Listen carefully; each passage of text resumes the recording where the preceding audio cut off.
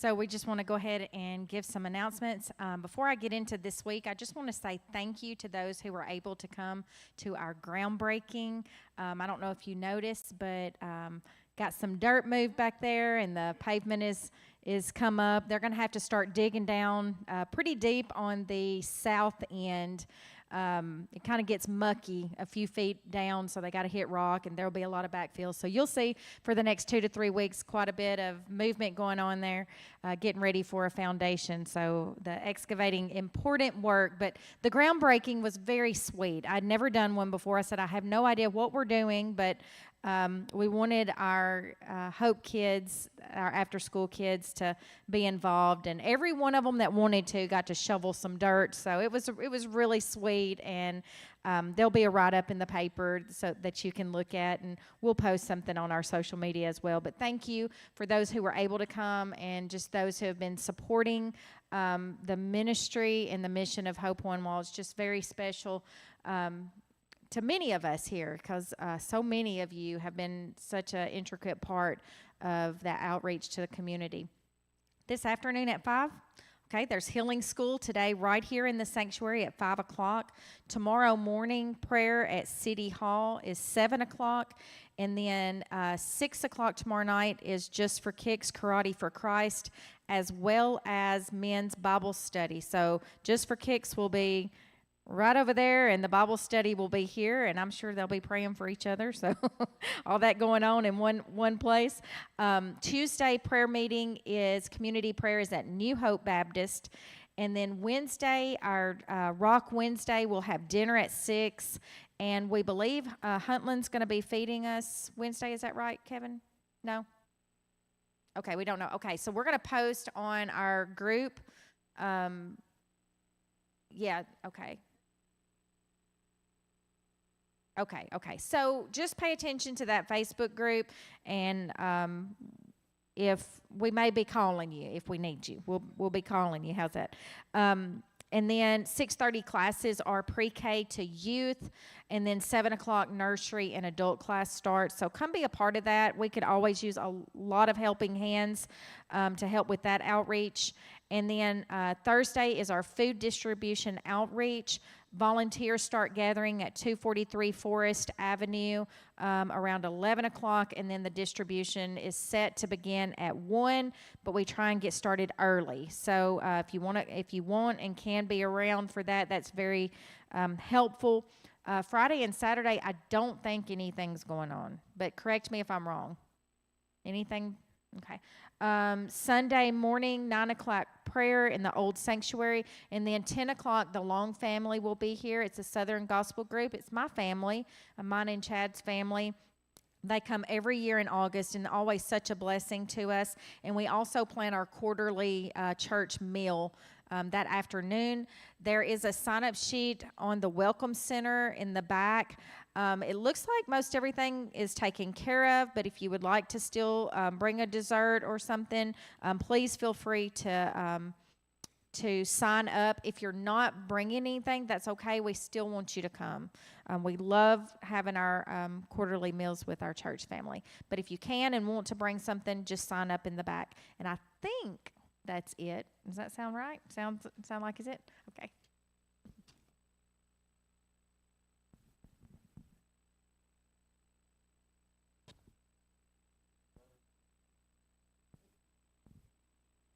Is it picking up? Okay. All right. We changed the way we feed our mic through live stream. We're trying to improve that sound because there's been times where you can't hear whoever's talking.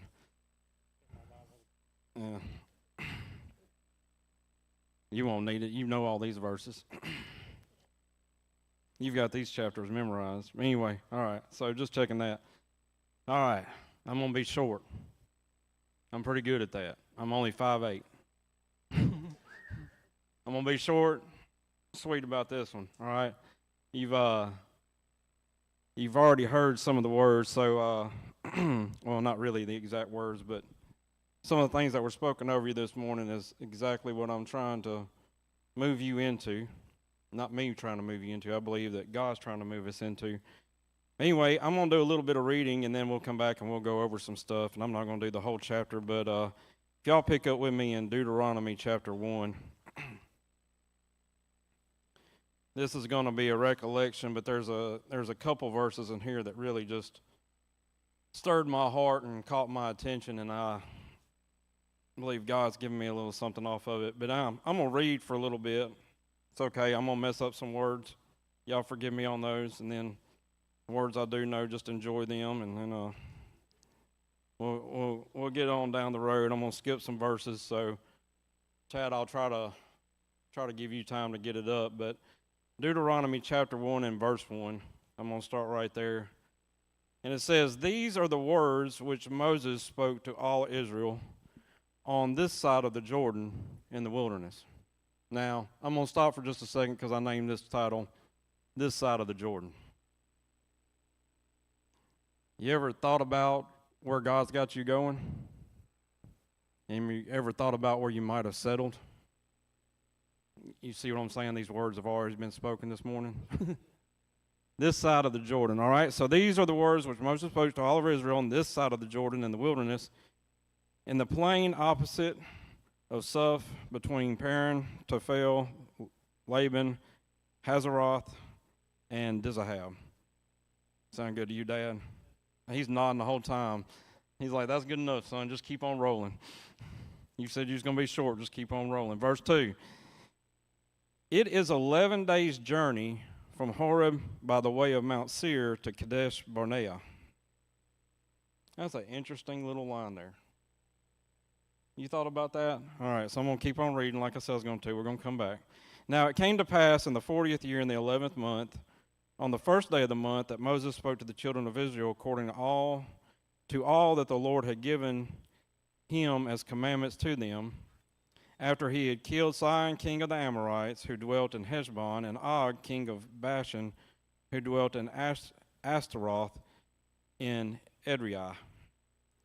On this side of the Jordan, and in the land of Moab, Moses began to explain the law, saying, The Lord our God spoke to us in Horeb."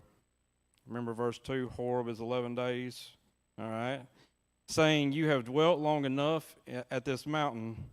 Turn and take your journey and go to the mountains of the Amorites, to all the neighboring places in the plain, and in the mountains in the lowland, in the south, and on the sea coast, to the land of the Canaanites, and to Lebanon, as far as the great river, to the river Euphrates. See, I have set this land before you. Go in and possess the land which the Lord swore to your fathers, to Abraham, Isaac, and Jacob, to give to them and their descendants after them." All right? Now, that's verse 8. We are going to skip down to verse 19. "So we departed from Horeb and went through all the great and terrible wilderness, which you saw on the way to the mountains of the Amorites." Remember 11 days? "As to the Lord our God has commanded us. Then we came to Kadesh Barnea, and I said to you, You have come to the mountains of the Amorites, which the Lord our God is giving us. Look to the Lord your God has set this land before you. Go up and possess it, as the Lord God of your fathers has spoken to you. Do not fear or be discouraged." And every one of you came near to me and said, Let us send men before us, and search out the land for us, and bring back the word to us the way that which we should go up to the cities into we shall come. And the plan pleased me well, so I took 12 of your men, one of them from each tribe, and they departed and went up into the mountains, and came to the valley of Eshcol, and spied it out.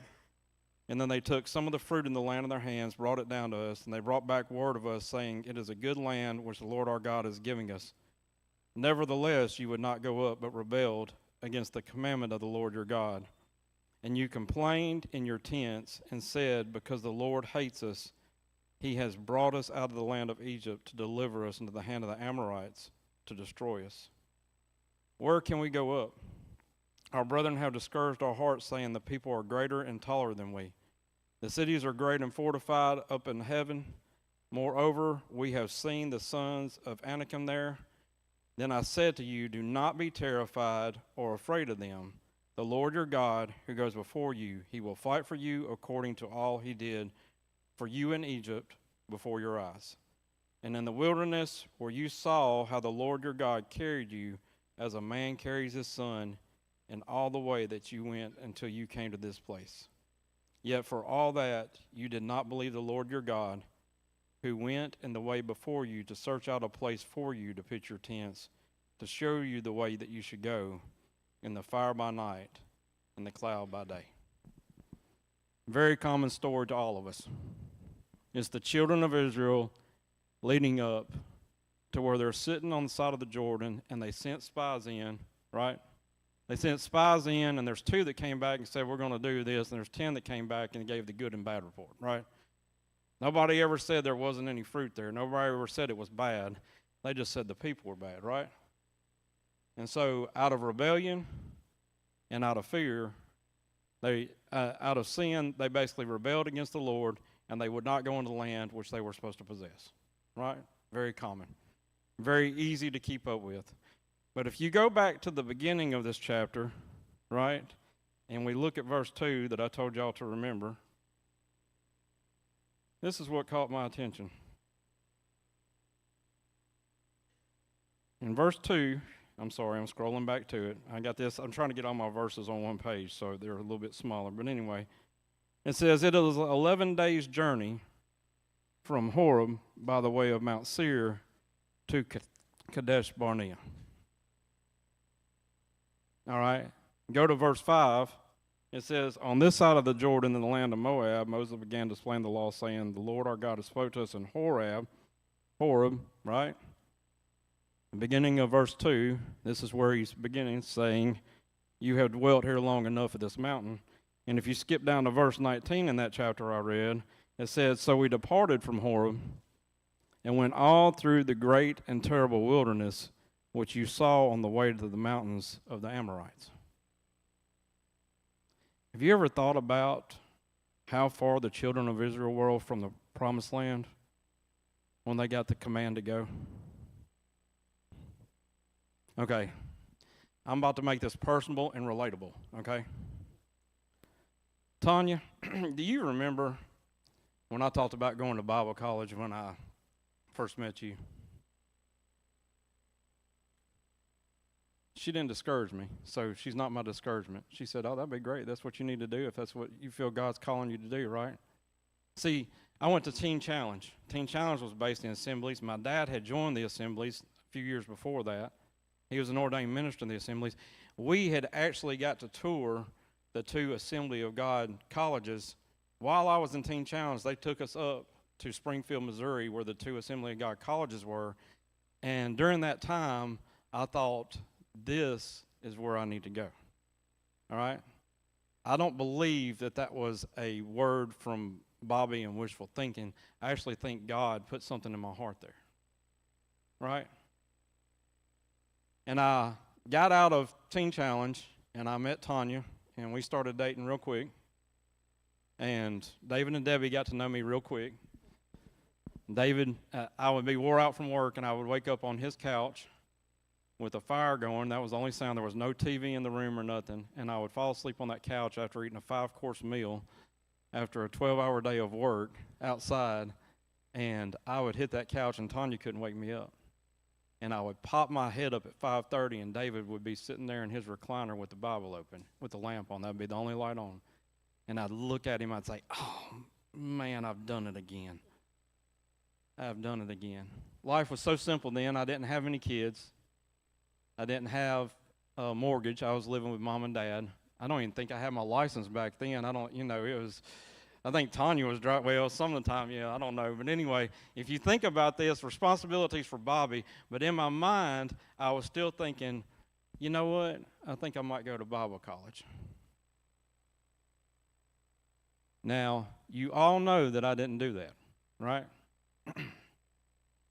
So, if y'all are starting to get the point of some of this message is, how do you turn 11 days into 40 years?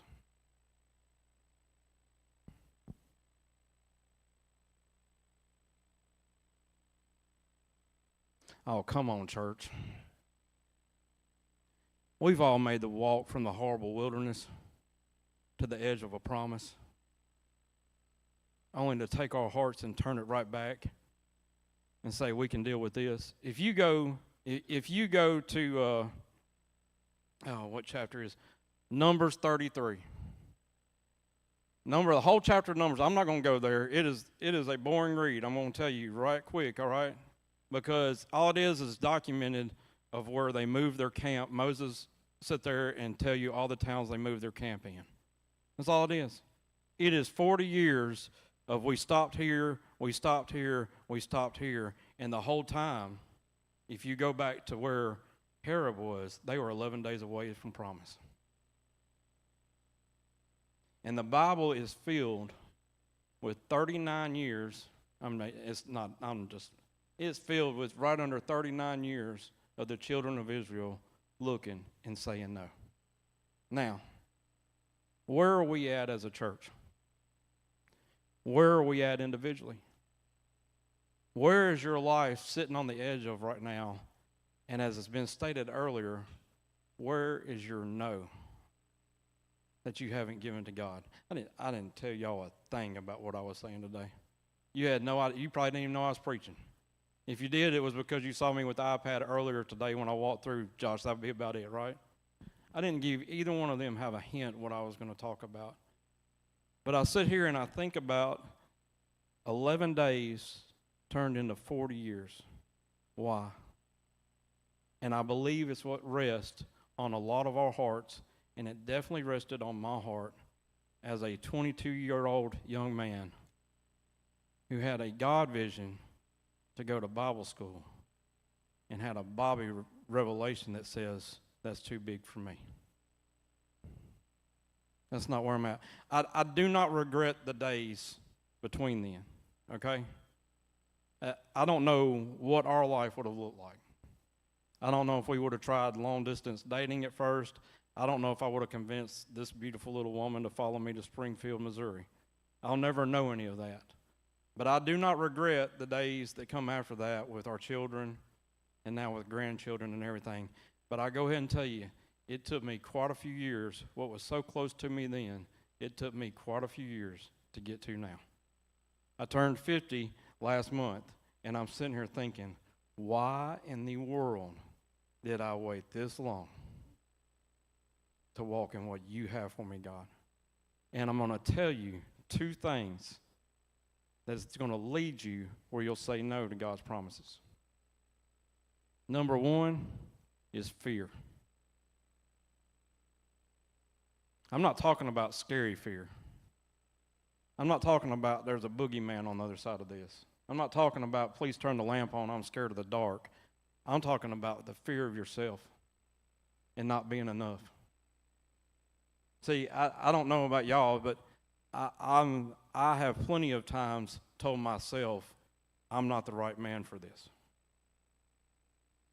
No matter what God has told me, I've told myself I'm not the right man for this. I'm going to tell you, when David first talked about bringing me on as far as associate pastor, that was 2 years before it ever happened. And he didn't use the terms, but he used the words, we need to start working on getting you home. And I'm sitting there going like, God, I'm not right for this. Why in the world would the people at the dwelling place want me to stand up there and try to preach when they have a David in front of them? If I look at the book of Eli, that movie, not saying you need to go watch the book of Eli, and the man lays down to recite the Bible because he's memorized it in his heart, and the closest thing I know to that is David Grimes. Why in the world would the dwelling place want a Bobby up there when they have a David? And David the whole time is telling me, you'll never be like me. You're not supposed to be. You're supposed to be something different. But what it is like, I don't know if y'all remember, okay, so I'm going to reference this. In Numbers, and I'm getting a little bit ahead of myself, or maybe it'll be all right. I've got time. So Numbers in chapter 32, if you go to the beginning of Numbers 32, you're going to catch up with two tribes, right? And what a lot of people won't talk about this, but now the children of Reuben, this is verse 1, chapter 32, verse 1. Now the children of Reuben and the children of Gad had a very great multitude of livestock. And when they saw the land of Jazer and the land of Gilead, that indeed the region was a place for livestock, the children of Gad and the children of Reuben came and spoke to Moses, to Eleazar the priest, and the leaders of the congregation. Let me back up for just a second. Moses had defeated those two kings it just talked about in Deuteronomy chapter 1. And this is the land that they have open to them and the land they're able to walk into, and it's this side of the Jordan. See, and what Reuben and Gad are asking is, hey, can we just stay here? And I don't know about y'all and y'all's hearts, but there's been plenty of times I'm like, God, can I just stay here? I don't need to get up and preach to people. They can hear a better word from better people sitting right there with me. Can I just stay right here? See, this land is great for livestock. And if you look a few verses down, I'm not going to read all the verses. I am trying to save time. If you look at a few verses down, basically what Moses says to them, you're not going to cower out of this. If you want this land, you're still going to have to cross that river, and you're going to have to fight with us. And if you'll send your warriors over there and you fight with us, then this land and your livestock can be here for you. All right? But if you don't, then you're going to have to go over there with us no matter what happens. And we try to find a place where we're comfortable and we're living without the fight. Fear tries to take you out of the fight. See, we don't want to see a battle, because if we don't see a battle, then we don't have to arm up. And if we don't have to arm up, then we don't have to read and dig deeper. Then we don't have to have a source of a resource of what comes in. We don't have to have people feeding us not only weapons, but feeding us as far as spiritually, right? We don't need a God that feeds us spiritually if we don't have a battle. If we don't have a battle, we don't have responsibility. If we don't have responsibility, then we can settle right over here where everything is nice and comfortable for us on this side of the Jordan. I don't need that side, God. I'm fine with this side. I don't need to get a word from you because David gets the word and I can just ride his coattail through this whole thing. I don't need a church. I've seen what church has done to ministers. I've seen what people have been hurt by church. And there's deep, deep hurt in church, right? I've seen what it does. I don't need that. That's a battle, Lord, of trying to heal that. I just need to be me, and I just need to stay on this side of the Jordan. If you'll just let me stay on this side of the Jordan, Lord, and God's saying, no, son, you still got to fight. And your fear is taking you away from the fight. See, I was scared in my own life to go step out and go to Bible school. One, I didn't know where the money would come from. Two, I didn't know how good of transportation I had. Three, I'd never really lived on my own. When I left my parents' house or the apartment with my buddies, I was never in an apartment by myself. There was always 3 or 4 of us. Trust me, drug addicts run in packs. We don't run alone.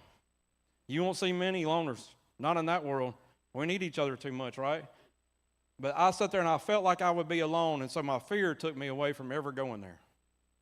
I think about that not very often because where God has been able to restore. See, that's part of God's restoration process. That's part of God being able to bring you to where he wants you without you necessarily having to take the same route all the time. And see, we sit here and we look at our past, and I look at my past, and I could live that as a regret, right?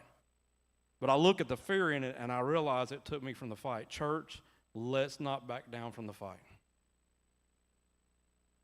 I understand there's a battle across there, but if you look down in further verses, verse 29, it said, do not be afraid.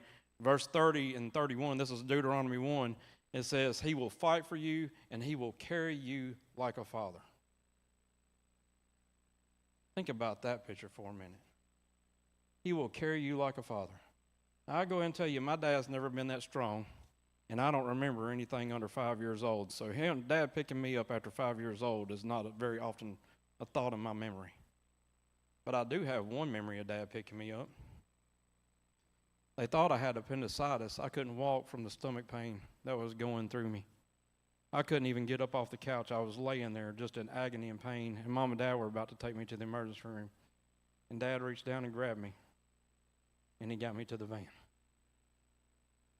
He got me to the place where I needed help. He made sure, no matter what, that I was going to get there, right?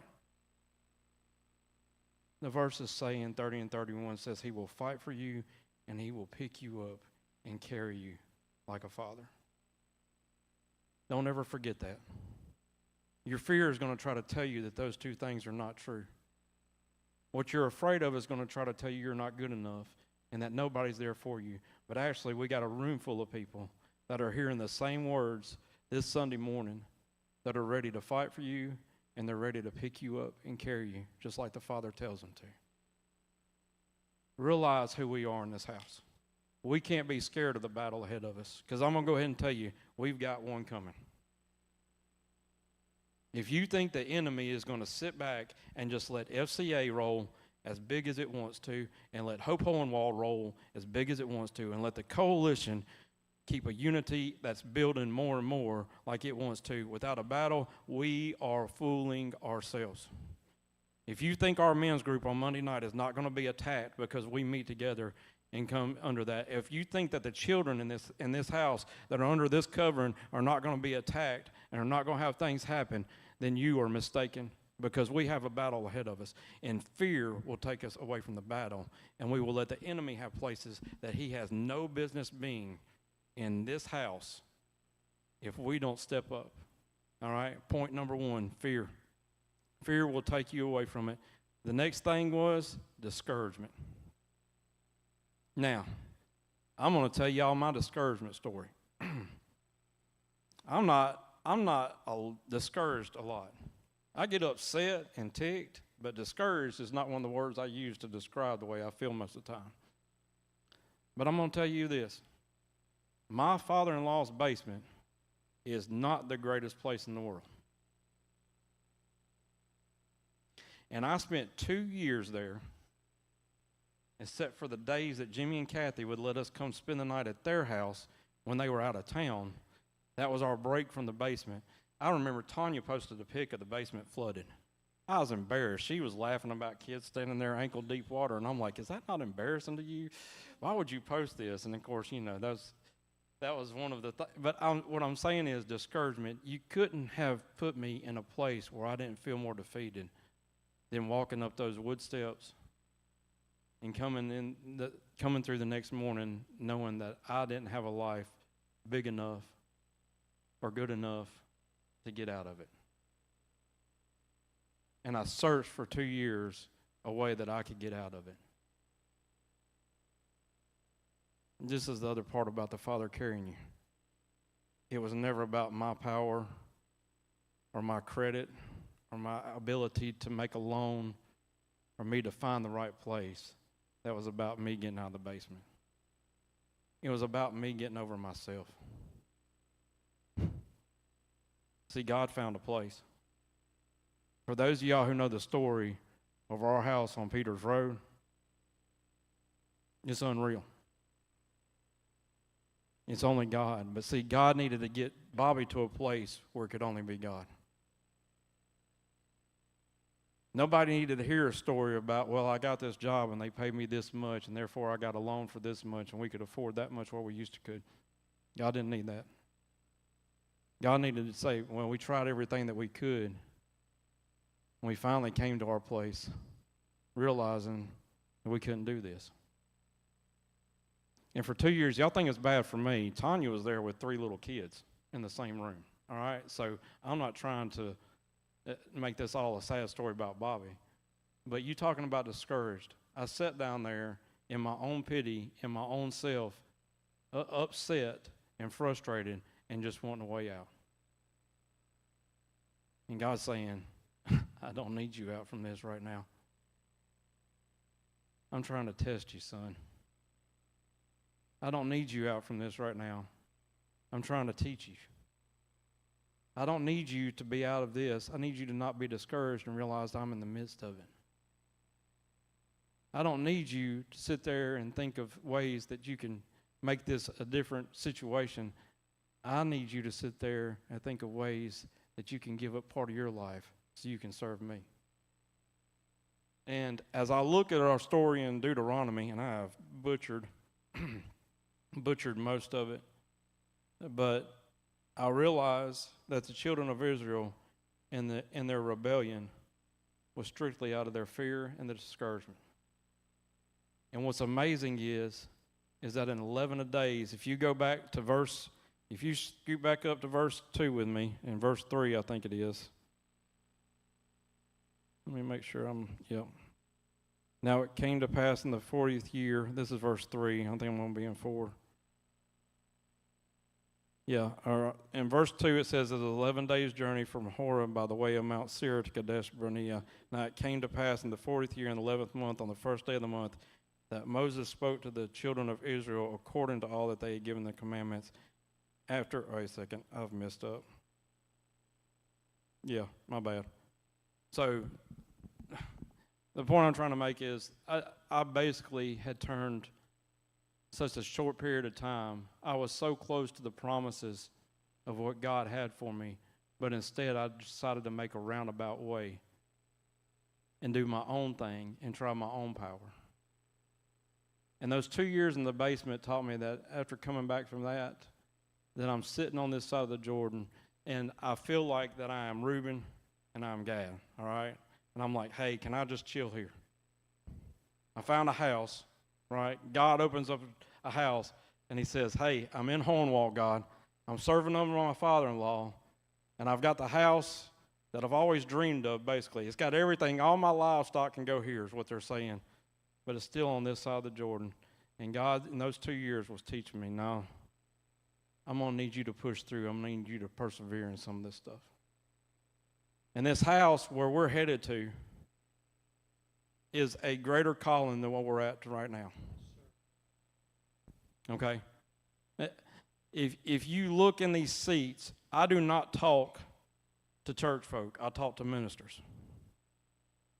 That's very rare that you go sit in a church and you talk to ministers and not just people who are there for Sunday mornings.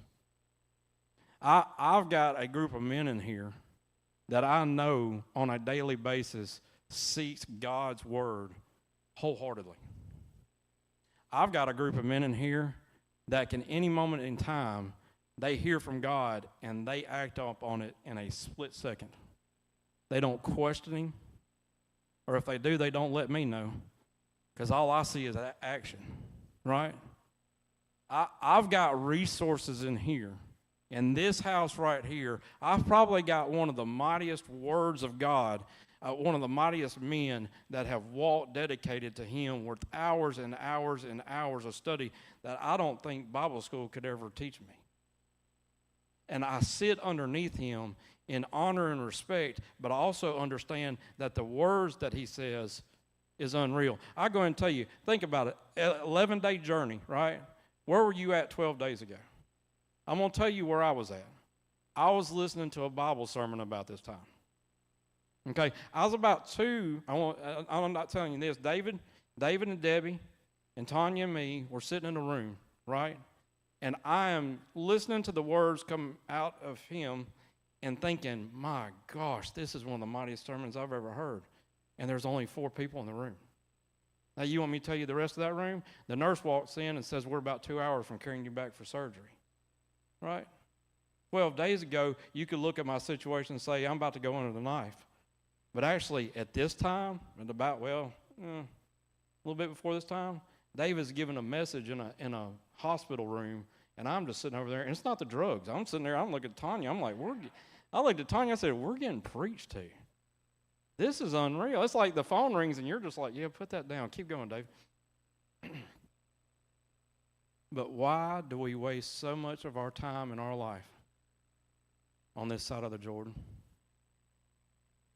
And if fear and discouragement has bound your heart this morning, I pray that you release that.